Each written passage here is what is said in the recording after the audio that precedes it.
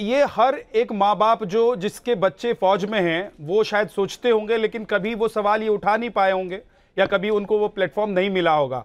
आप भी ऐसा चाहती हैं जैसा आपके पति कह रहे हैं? मैं यही सोच के जब राहुल जी वहाँ मुझे भवन में मिले तो मेरे दिमाग में यही चल रहा था।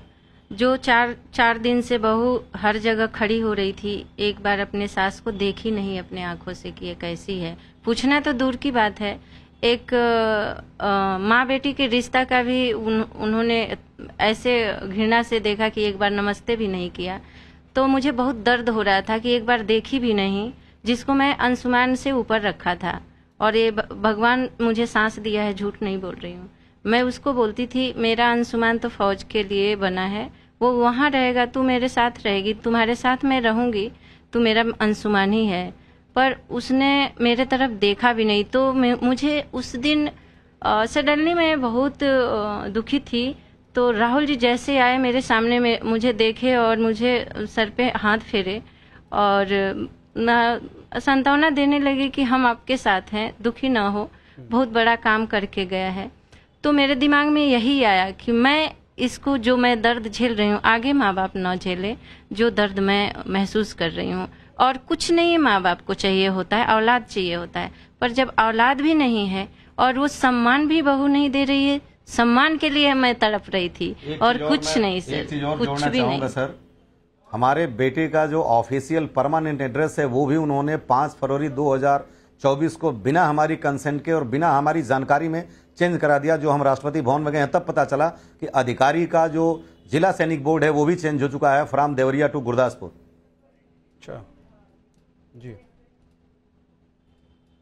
तो राहुल गांधी से माता जी क्या बात हुई? राहुल गांधी ने आपको आश्वासन दिया, राहुल गांधी ने आपको कहा कि हम ये NOK जो है इसको चेंज करवा देंगे, कैसे चेंज करवा देंगे, क्या बोले हो? उन्होंने चेंज करवा देंगे ये तो अलग बात है। उन्होंने ये बोला कि इस पे हम विचार करेंगे, बैठेंगे, संसद बैठेंगे। हम वो प्रॉपर राजनाथ जी का नाम लेके बताए कि मैं उनसे मिलूंगा और इस पे चर्चा होगी, जो बन पड़ेगा ये होना चाहिए, क्योंकि ये बहुत हो रहा है। तो वो बोले 100% इस पे चर्चा होनी चाहिए और बोले कि ये कोशिश करेंगे कि हम इसमें चेंज करें जी। जो माँ बाप दुख झेल रहे हैं। तो मैं अपने लिए नहीं, मैं आगे के लिए, माँ बाप के लिए मैं सोच के गई थी उनसे मिलने जी। कुछ बातें ऐसी भी निकलकर सामने आई कि कांग्रेस के नेता, बहुत सारे कांग्रेस के नेता आप लोगों को अप्रोच कर रहे हैं, बात करने की कोशिश कर रहे हैं। और आप लोगों ने अग्निवीर को लेकर जो बयान दिया, मुझे लगता है रवि प्रताप जी ने दिया, उसमें आप लोगों को लग रहा है कि आप लोगों को ऐसे वक्त में ये बयान देना चाहिए और इससे कुछ बदल जाएगा, क्योंकि आपका बेटा तो अब शहीद हो चुका है। देखिए, अग्निवीर कोई कांग्रेस के नेता हमारे से टच में नहीं आए बात करने के लिए। राहुल गांधी जी के वहाँ केवल उनके जो एक बैजू जी हैं उनसे मेरी बात हुई और एक अलंकार जी हैं, उसी दिन बात हुई। और उसके बाद उन्होंने बस एक बार फ़ोन किया कि आप लोग ठीक ठाक पहुँच गए कि नहीं पहुँच गए। ये कहना उनसे थे कि बहुत से नेता हमसे कांटेक्ट करने की कोशिश कर रहे हैं। और अग्निवीर का जो मुद्दा था वो कोई बात करने का मौजू नहीं था। अग्निवीर का मुद्दा जब उन्होंने पूछा, हमारी प्रोटोकॉल है, सारी चीज़ें कि कितने दिन की शहादत हुई, कितने दिन कमीशन लिए थे, तो जब 3.5 साल बात आई कि 19 मार्च 2020 को कमीशन लिए थे और 19 जुलाई को वो शहीद हो गए, तो 3.5 साल था। तो सहसा उन्होंने बोला कि देखिए 3.5 साल में अभी 4 साल अग्निवीर का है, तो आप बताएं कि इसमें आपको सब कुछ मिल रहा है। मैं बोला हाँ बिल्कुल, रेगुलर आर्मी के तौर पे हमें सब कुछ मिल रहा है, जो हमारी बहू को पेंशन मिल रहा है और हमें वो पैसे भी उसको मिले और ये सम्मान भी सब कुछ मिला। तो मैं आधिकारिक तौर पे तो कुछ भी नहीं कहा, लेकिन मैं व्यक्तिगत तौर पे एक एक्स फौजी के नाते मैं अग्निवीर को रखने या समाप्त करने का कोई भी ओपिनियन नहीं दे सकता, क्योंकि निश्चित रूप से कोई भी जब प्रपोजल आती है गवर्नमेंट के लेवल पे तो उस पर बहुत पहले स्टडी होती है, उसके बाद आती है, तो देश के लिए जो अच्छा होता है वही आता है। लेकिन सारे चीज़ों के जब संविधान में इतने परिवर्तन हो गए, संशोधन हो गए, तो निश्चित रूप से कुछ न कुछ इसकी भी कमियां और अच्छाइयां होंगी, जो कि तमाम लोग कह रहे हैं अपने अपने विवेक के अनुसार।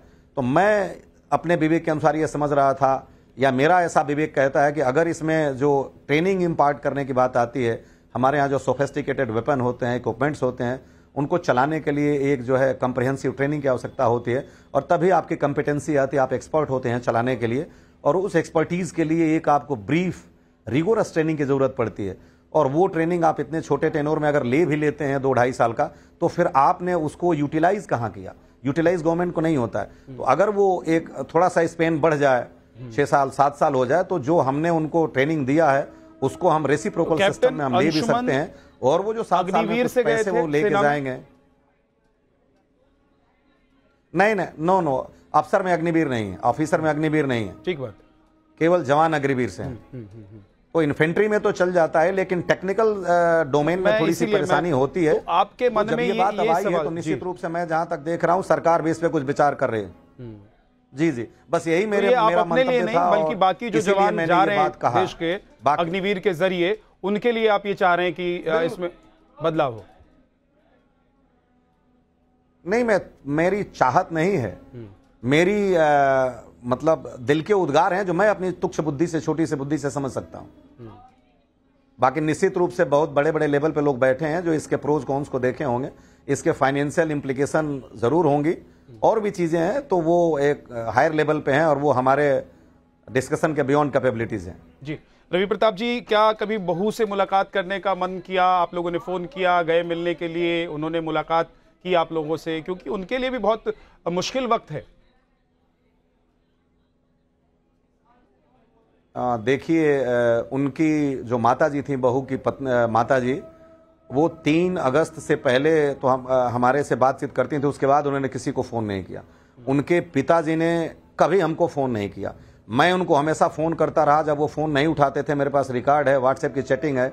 और सितंबर में किया 10 सितंबर को, तो उन्होंने कहा कि मेरा फ़ोन ख़राब है। मैंने कहा कि क्या कोई ऐसा सिम नहीं जिस पर हम लोग बात कर पाएँ? तो उन्होंने कहा नहीं, कोई सिम नहीं है। फिर मैं 1 महीने बाद कहा कि आपका फ़ोन ठीक हो गया हो तो हम बात करते हैं, तो उन्होंने कहा कि ये पॉसिबल नहीं है। मैंने बोला चलिए ठीक है। फिर उसके बाद मैंने उनको अक्टूबर में फ़ोन किया, नवंबर में फ़ोन किया, व्हाट्सएप किया, लेकिन एक बार फिर वो 1 जनवरी को रिप्लाई किए, जब हमने 1 जनवरी को उनको किया। उसके बाद वो फिर जब हमने 26 जनवरी को उनको फ़ोन किया कि ऐसे ऐसे है और पूजन की बात है, तो वो बातें हुई थी। और उसके बाद 1 फरवरी के बाद जब वो पूजन में नहीं आए, तब मैंने उनसे कहा कि मैं आ रहा हूँ आपसे मिलने के लिए। जब वो मिलने के लिए बहाना कर रहे थे कि उनके भाई के, बहाना हो या सच्चाई हो मैं इसको नहीं कह सकता, कि हम अपने ब्रदर के मदर इन लॉ एक्सपायर हुई उसके लिए हरिद्वार जाएंगे और जा रहे हैं गया, तब हमने कहा कि आप अपने भाई के मदर इन लॉ के लिए तो हरिद्वार और गया जा रहे हैं, लेकिन मेरे बेटे की आत्मा की शांति के लिए उसकी बहू को भी यहाँ तक नहीं भेजे। तो उसके बाद जब वो हमसे बात करने के लिए तैयार नहीं थे, तो मैं पंजाब सरकार के सेक्रेटरी से बात किया, और उसके बाद जो एजुकेशन सेक्रेटरी है उनसे बात किया, और उनके पास जब ये बात गई तो उन्होंने कहा कि हमारे सेक्रेटरी को आपने इन्वॉल्व किया। मैंने डीसी गुरदासपुर से और एडीसी गुरदासपुर से भी बात किया था। इनकी बातों के बाद वो आए थे हमसे बात करने के लिए 6 फरवरी 2024 को, जब हम वहाँ पे अफसर मेस में रुके हुए थे। एक आखिरी सवाल मेरा, कि जब तक अंशुमन थे तब तक परिवार में सब कुछ ठीक चल रहा था, और अंशुमन के जाने के बाद ही ये अलगाव हुआ? बिल्कुल ठीक, बिल्कुल ठीक था। हमें तो बिल्कुल पता नहीं था। हमारी बहू ने ही 19 जुलाई को ये कहा था कि अप्पा वहाँ से फ़ोन आया है कि वहाँ ऐसा इंसिडेंट हो गया है। फिर हमारी बेटी और बहू वहाँ से आई यहाँ पे लखनऊ में सब कुछ ठीक था। हम एक ही साथ यहाँ गए, वहाँ रहने के बाद हम लोग ठीक से सारे 13 ही अपना जो शिष्टाचार था वो निभाया। उनके पिता तो चले गए थे और उनके भाई, उनकी माता जी मेरी बहू रहीं, और उन्होंने सडन मुझे 2 तारीख को कहा था कि अगले दिन जाना है। मैंने कुछ वहाँ पे औपचारिकताएं रखी हैं, मैंने कहा 1 दिन रुकने दीजिए, सारी औपचारिकताएं मैं पूरा कर लेता हूँ धार्मिक, उसके बाद ले जाएं। तो 3 तारीख को सारी औपचारिकताएं मैंने पंडित को बुला करके, जो गंगा किनारे या सरजू किनारे हमारा हुआ था, वो चीज़ें थी, हमने पूरी कराई अपनी बहू की। उसके बाद वो बहू जब आई थी लखनऊ, तो हमारी बेटी भी साथ साथ में आई थी, और मेरी बेटी ने उनको चाय बना के पिला करके और बड़े प्रेम से वो भेजा था, और वो गई वहाँ से। और उसके बाद जा करके जब उन्होंने जाते समय बेटी से कहा था कि हम नोएडा जाएंगे, तब उसने, वो भी यहाँ थी, तो फ्लैट की चाबी एक बंदा लेके आया था। उसके बाद वो 4 घंटे उस फ्लैट में रही और पैकिंग करके गई, और उसके बाद हमने पूरी सिनारियो और सिचुएशन आपको पहले बता दिया।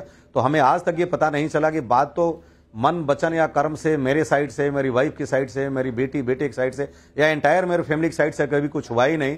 मेरे पिताजी को तो प्रेसिडेंट हाउस पहुंचने के बाद मेरे परिवार को पता चला कि अब वो ऐसा हो गया। ठीक है, आप सोच सकते हैं इस बात को। बहुत बहुत शुक्रिया हमसे बात करने के लिए रवि जी आपका, और माता जी मंजू जी आपका बहुत बहुत शुक्रिया।